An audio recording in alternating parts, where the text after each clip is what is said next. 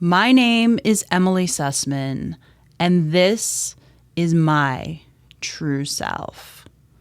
Actually, it's just a story about my true self. This is me in my universe of true love, or in real world terms, the upstairs office where I create the multimedia content that's designed to spread my message of true love, helping people lead a life led by love instead of by fear. This makes me really, really happy, which is why I'm smiling in this picture.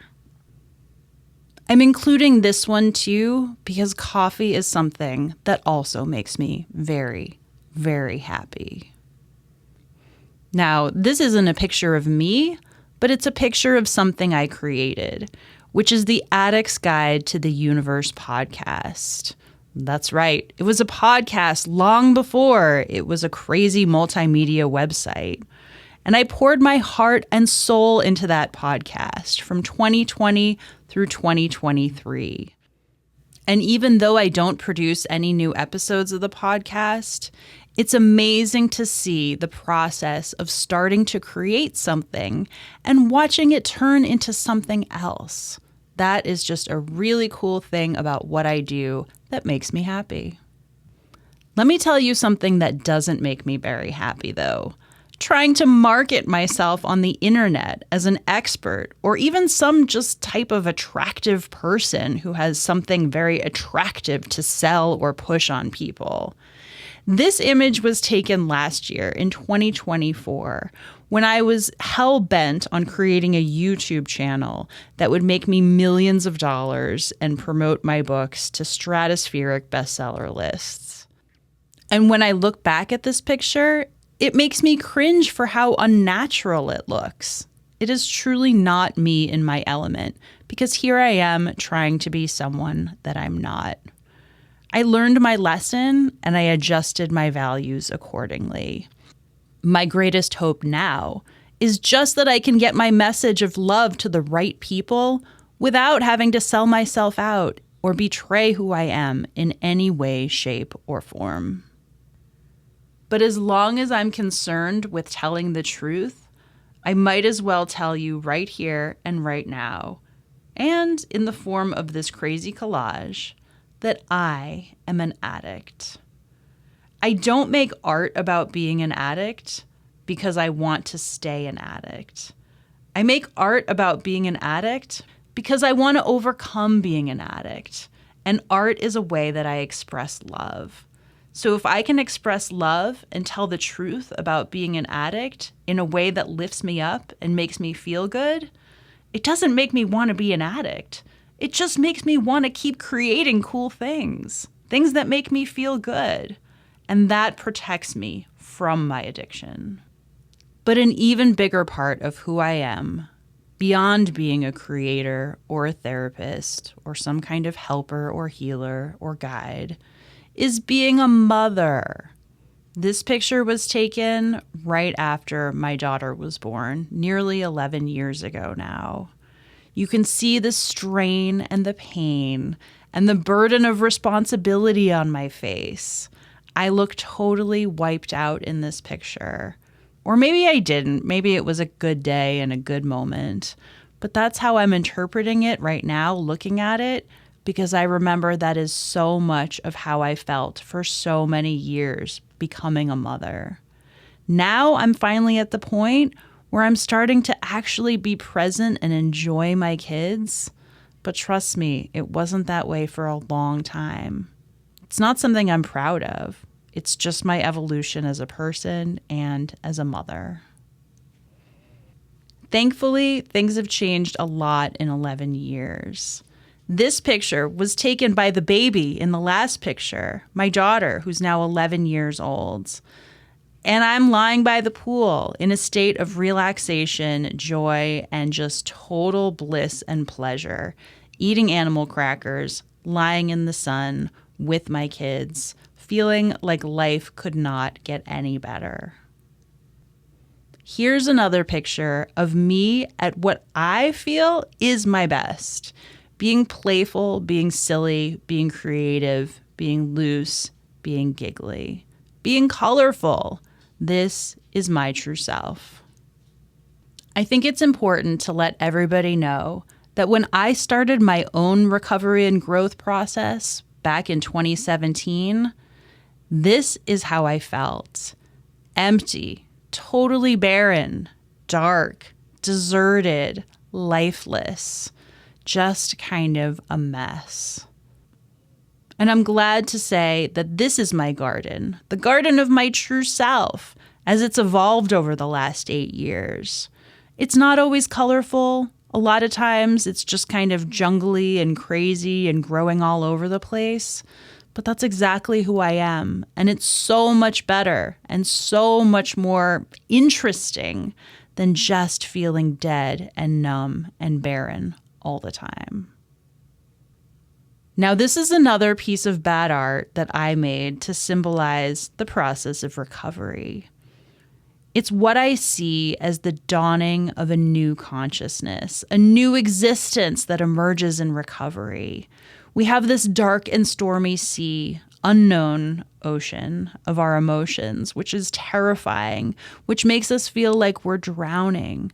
But right above that, there is so much light, there is so much fun, and there is so much goodness in re-engaging with our lives. And all we need in order to do it is look up at this amazing source that can guide us, the sunlight of love.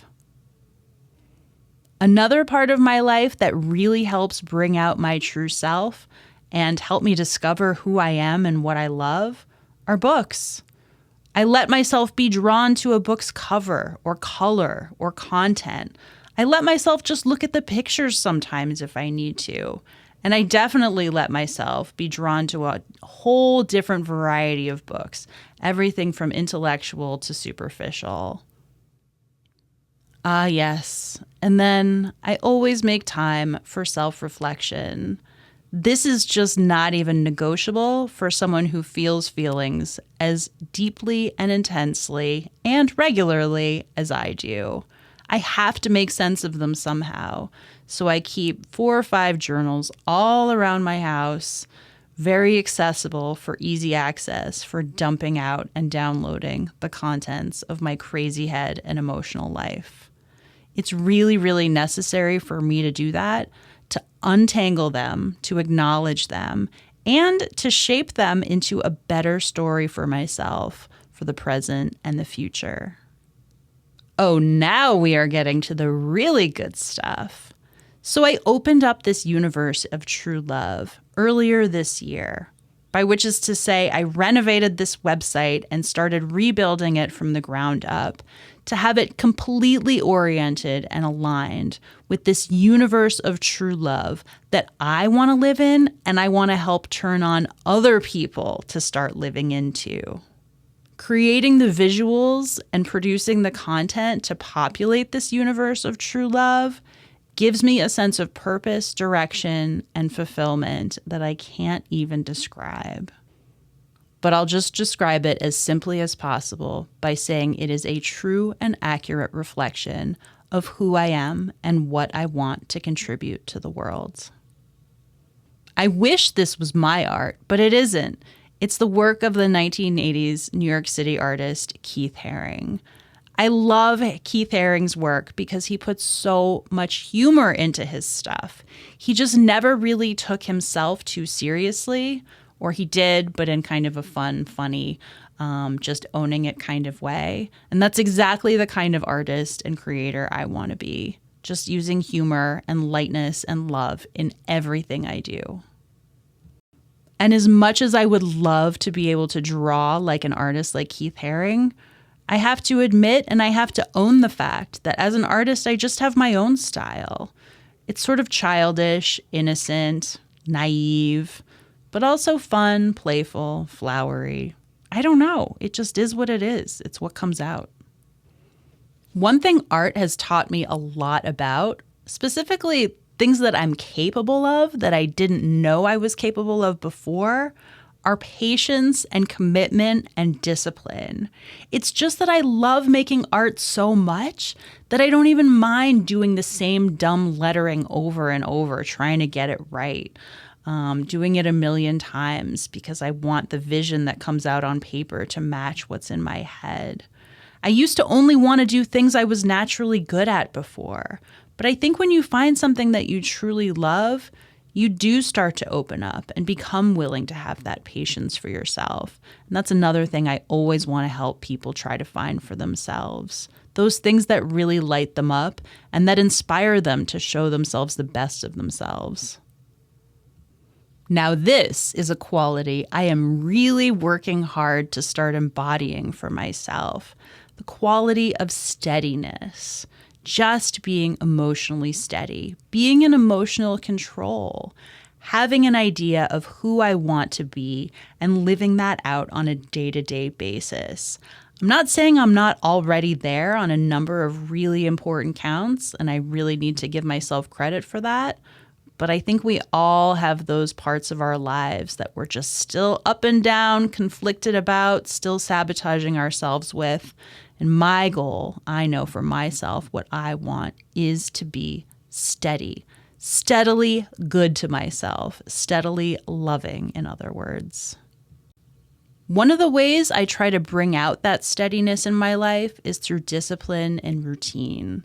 I took some pictures here of my universe of true love because I'm proud of it. I'm proud of creating a space where I actually enjoy coming up every day and sitting down, rolling up my sleeves, taking a deep breath, starting to dispel some of the self-doubt inside of me that always tells me I can't do it, I'm not capable of enough, I'm not creative enough, I'm not smart enough, and just starting to do it and letting the process of true love unfold from there. Another new element of my life I'm trying to build in is relaxation, which again for me has so much to do with building the perfect environment suited for my tastes and what does relax me in order to actually come down and start relaxing every day. Yes, as a daily discipline, as a daily practice. Did you ever think you would set yourself up to have to practice relaxation? That is exactly what I had to do. Now, for me, tropical foliage just happens to be that thing that I can look at that just kind of resets and restores and recenters me, just taking me to that place in my head and my heart that allows me to operate on all cylinders and just excites me about life. I don't know what it is for you. Could be the tropics, could be the tundra. I mean, who knows? Could be a total technological, tricked out, TV, audio, visual environment. I don't know. But my hope is for you to find the same things and the same environments that help uplift you and center you and remind you of who you are too. My biggest hope for this video isn't some kind of crazy ego trip where I get to show myself off. My biggest hope is that it inspires you to find those people, places, and things that make you feel like most yourself. And one of the biggest ways I can recommend diving into that process, your journey deep into the heart of true love. By the way, there's an entire section on this website devoted to these kinds of activities and self-reflection exercises.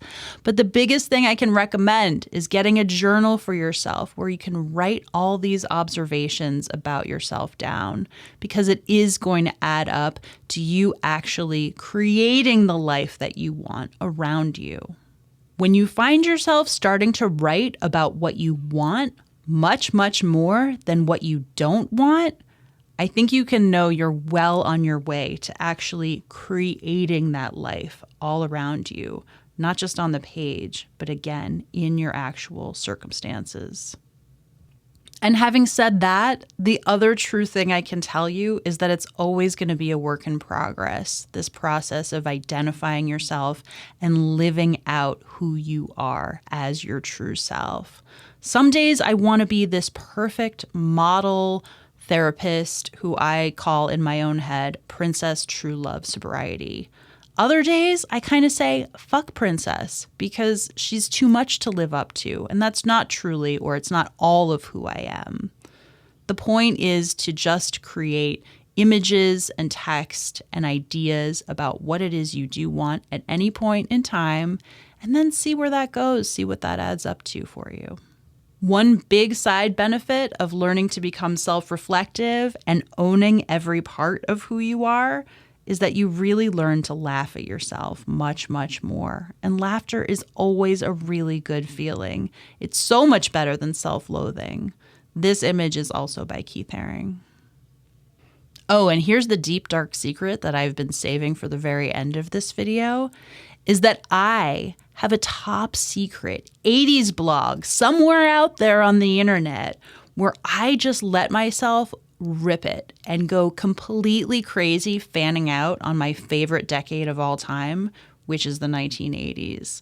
I'm not going to say anything else about this website, this mysterious website, except that you can probably find it and track it down if you really wanted to. Or if you were as huge of an 80s fan as I am, in which case, please come join my crazy new wave party. Here we are, back to where we started.